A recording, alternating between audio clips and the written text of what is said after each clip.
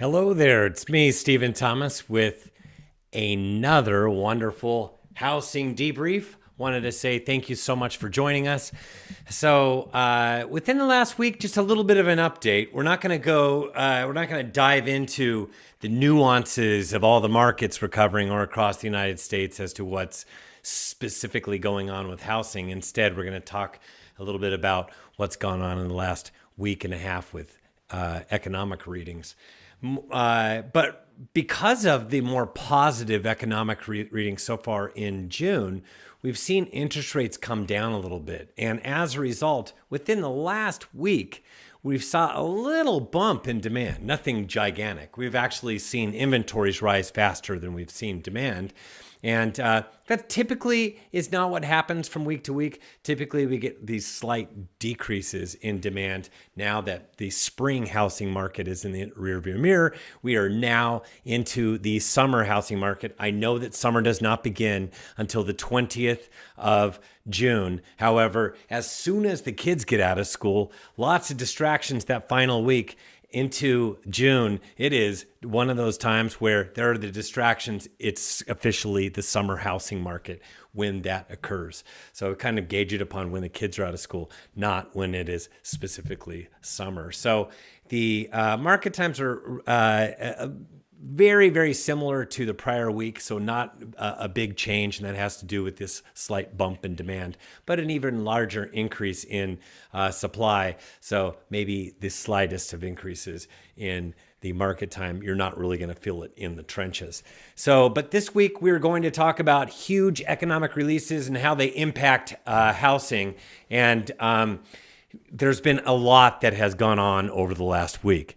And we've already been told by the Fed that we are data dependent. So since we're data dependent, we are all hanging on every single data point that comes out.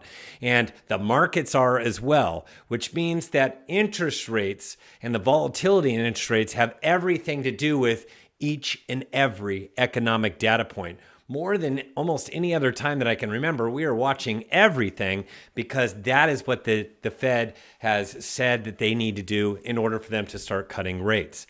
So as far as looking at the data points, in April, we got a lot of March economic readings. So in April, it was just a big stinker for the month. And we saw interest rates travel all the way up to 7.5%. Now, keep in mind, we were close to 6.5% at the very start of the year. So to get to 7.5 was a lot higher. Really, we were stuck at these higher rates since April 1st, and they've been above 7%, and they hit 7.5% 3 times in the month of April. That's with no points. Then along came May, and May was much, much better. Everything looked a lot better as far as jobs, as far as inflation. Inflation was supposed to be out of control in the month of April, that reading that they had for March, that was in April. And it looked like consumer price index was just out of control a little bit, and that inflation was reigniting. And we knew that that was just a data point. And sure enough, that's exactly what it turned out to be, because along came June. So May, it came down, but along came June, and that's where we are right now. June. Jury's still out exactly what's going to happen with June, because there is still a lot of June left. So there are still more data points to come. So the jury's out. The first week of every month, we get Jobs Week. Jobs, it reports on everything that happened the prior month. Now, if you are a buyer or if you're representing a buyer and you want to know what's going on with rates, Jobs Week is a very, very important week, because the Fed now knows that inflation's coming in. They're just being very mindful and carefully watching what's happening to the jobs front. So jobs, that was last week. That's that first week in June. We got job openings and the job report. So the job openings came out, and job openings actually came down.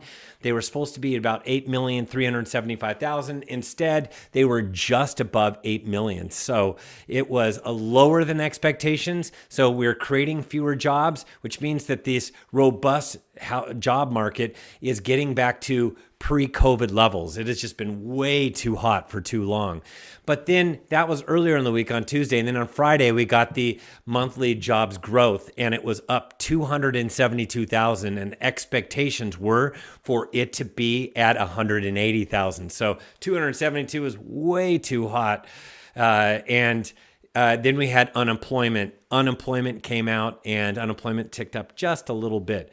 So what happened earlier in the week, our rates came down, and then Thursday, everything looked great in preparation for the jobs Friday report that came out, but it was a bit too hot. And as a result, we saw interest rates climb back up. So everything that we had done to watch these interest rates come back down, we got this spike in rates. And it's also, it correlates with the spike in 10-year treasuries. So what happens with 10-year treasuries happens with mortgage-backed securities, and that's what happens with interest rates. So we watch 10-year treasuries very carefully, and as a result, we know what's going to happen typically with mortgage rates. And this is what happened on Friday. We bounced all the way back up to 7.15%. And then along comes this week. This week was a huge week. Why was it a huge week? Because we had inflation. But first, I'd like to bring in our sponsor. Our sponsor is none other than Jason Thibodeau with JMJ Financial. And you can reach Jason at 714-330-8263. He's the branch manager there, 714-330-8263. And he has a podcast called the Moreau Mortgage Podcast. Both Jason and Matthew Morrell put this thing together. They're just a couple of loan officers that really care about delivering really solid, great information. Their focus is to lead with a heavy emphasis on providing meaningful education and value to consumers and real estate professionals alike. Their industry standard is not to be transactional or salesy. They want to help out. And that's what they've changed their approach. Their approach is relationship and integrity first. As they found, business always follows from there. These are a couple of great human beings, and they really they step up, they level up to what service is all about. And you can contact Jason Thibodeau with JMJ Financial at 714-330-8263. That's 714-330-8263. And thanks again, Jason, for your continued sponsorship. Now back to the program. We're going into inflation. So last week was jobs. This week was all about inflation. So inflation, we had the consumer price index. And if you look at the consumer price index, not a lot of outlets actually show you going all the way back to 1955, but it's important because you see how out of control inflation was way back in the 70s and 80s. And there are still some people that are saying that, oh, it's coming down like it did in the 70s and it's going to bounce right back up to the 80s. That is not going to happen. It's not in anything that we're seeing. It was a totally different set of circumstances that brought around that inflation. And inflation, this is core, we're looking at 3.4%. Now, I'm showing you these purple dots. That shows you where we've been so far. Each dot is a month. We're pointing to May. A couple dots back was actually March, where it went up a little bit and everybody was saying inflation is back. But then along came April, came down. May was a surprise to the downward side. That's what we got early Wednesday morning, a surprise to the downward side. So, but more importantly, I'm going to tell you what PCE is. Consumer Price Index is just a basket of goods that gauges what inflation's all about. Now, PCE is one of those, is a better index. It actually is a little bit more spot on. Its shelter index is not broken like CPI. CPI is actually one of those gauges that a lot of economists don't really care for as much because of how off it's been. And PCE has been more dialed in. As a matter of fact, they're at 2.8% on core PCE. And remember, the target for the Fed that they have is 2%. And also keep in mind that target of 2% was arbitrarily made up in 2012. It was made up by a European country back in the 90s, and then the United States Federal Reserve did not adopt it until 2012. And 2.8, it's making its way towards the 2% target, and there's a definite path to get there. We're not as concerned about inflation, although they want to continue to make sure that it shows in all of the, in several data points, in several months before they commit to cutting rates. That's what they have been talking about. So, speaking of the Federal Reserve, they met this week. This was a big week because not only did we get CPI, but we got the Federal Reserve meeting. And the Federal Reserve meeting was not one of those ordinary meetings either. It was one of those meetings where they got together and they talked a lot about rates and where they want to go with the short-term federal funds rate. And there was a press conference on Wednesday afternoon, East Coast time, around 11:30 a.m. Pacific Coast time. And in this, Jerome Powell reads from his notes, and then he does a Q&A. And in that Q&A, it was very telling. It's like they said that jobs is back to where they were prior to COVID. So they're beginning to realize that these cuts might really be necessary that they've been talking about. And they're still talking about rate cuts, yet the consensus for the Federal Reserve is one rate cut. Yet there are several of them that actually believe in 2 rate cuts. And there are a few knuckleheads on the Federal Reserve panel, those Fed presidents, that actually think there will be 0. And I don't know what they're looking at or what they're watching or what they're rooting for. It just doesn't make sense for them to be rooting for no rate cuts this year based upon all the different headwinds that we're looking at. As a matter of fact, they release what are called the dot plots. And you're going, what in the heck are dot plots, Stephen? Well, I'm here to tell you that the dot plots are, they tell you what's happening each year. On the left is 2024. Next to those dots, there's the next dots that kind of looks like a, gosh, I don't even know what that looks like, but almost a spaceship. In 2025, you could see they're lowering it a bit more than what they originally anticipated, and in 2026, even more. But here's where the 4 knuckleheads that I referred to, there are 19 voting members on the Federal Reserve, and the 4 are on the top. And those 4 Federal Reserve members, those are the ones that actually think that there's going to be no rate cuts. Then we have 1 rate cut. There are 7 of them that think that there should be just 1 rate cut. And those are those 7 dots right there. They're for their total of 19. And then there are 8 that actually believe that there should be 2 rate cuts. So really the argument, if you get rid of those 4 at the top, it's really between 1 and 2, and it's very, very data dependent. They can change really fast because remember, they meet every quarter and come out with this. They met in December and said 3 rate cuts. They met in March, said 3 rate cuts. They met in June, they're saying 1 rate cut. And I know there aren't that many more times that they meet. They meet in July, they meet in September, they meet in November, and they meet in December. There's plenty of room for them to have these 2 rate cuts, and that is actually what we feel is there's going to be 2 rate cuts. And if they wait, there's some people that think they're going to wait all the way till December for 1 rate cut, and if they wait too long, just like they were late to cutting rates, talking about team transitory for such a long time, they might be too late in making these rate cuts and cause too much damage if they wait all the way until December. So hopefully they figure things out sooner rather than later.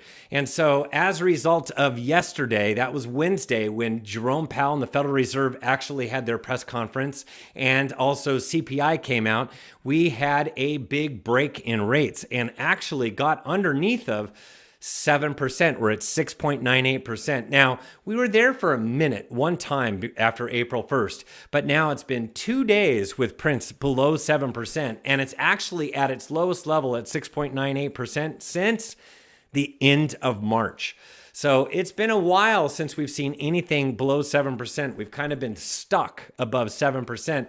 Now, below 7%, it starts with a 6, sounds a lot better than rates just a week ago that started with a 7. So just starting with the 6 already ignites more consumers to actually do something because now we have rates that are in the 6s. And with more economic news to come, there will be more changes in in rates. And you could see the impact on rates. And what happens is we were at close to 7.5% in April. If you were looking at a $5,000 per month monthly payment with just principal and interest with 20% down, you were looking at an $894,000 house about. Today at 7% or just below it, you're looking at a $940,000 house. And you could see as rates get lower and lower, you're able to afford more of a home. At 6.5%, it's $988,750. And I know that these are juiced for a lot of areas.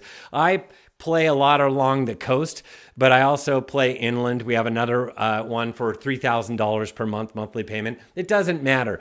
The story is still the same. As rates drop, you're able to afford more home, and it also invites more buyers into the marketplace. And as a result, we will get this uptick in demand, and there will be more homes that come on the market because these fixed rates low fixed rates that they have, as rates come down, it's going to invite more homeowners to finally place their homes on the market. But demand will increase almost exponentially, and it will be at a much faster pace than the number of homes coming on the market. So the market will grow a lot hotter when that happens. And so that's down the road. Next week is retail sales. That's the big one for next week is retail sales. And so there are more data points to come that can move the markets, but a big first 2 weeks of the month that really moved rates in a downward direction overall. So we're finally below 7%. So go to reportsonhousing.com if you want to subscribe or get more information on all the different counties that we cover. We are now in Phoenix, Maricopa, Vegas, Clark County. We're in the Bay Area. We're in SoCal. And we have a lot of videos that are housed there as well and free content. And we're just trying to deliver as much information as possible. So if you like this information, like what you hear. Also subscribe to our channel. We would really appreciate it. It just gets the word out to more and more people out there. The most recent report that came out was for along the coast here in California. It's called Pricing Matters, and all the other markets will get this excellent report that actually goes into if you reduce the asking price, you'll actually net less. It also shows that the longer you're on the market, the less that you net. So the bottom line is you have to be very, very careful on initial pricing. It's not one of those things where you just, come up with a value and see how it's going to do in the marketplace. That's gone. If you want to walk away with more money as a homeowner, as a seller, you price this property right from the get-go. And that's what this particular coming up report is all about, that the coast has already gotten, all other markets will get shortly. So if you like a free month, go to reportsonhousing.com and utilize the coupon code ECON. So thank you very much. I appreciate you joining us. I hope you have a fantastic finish to this week. We will see you on the other side.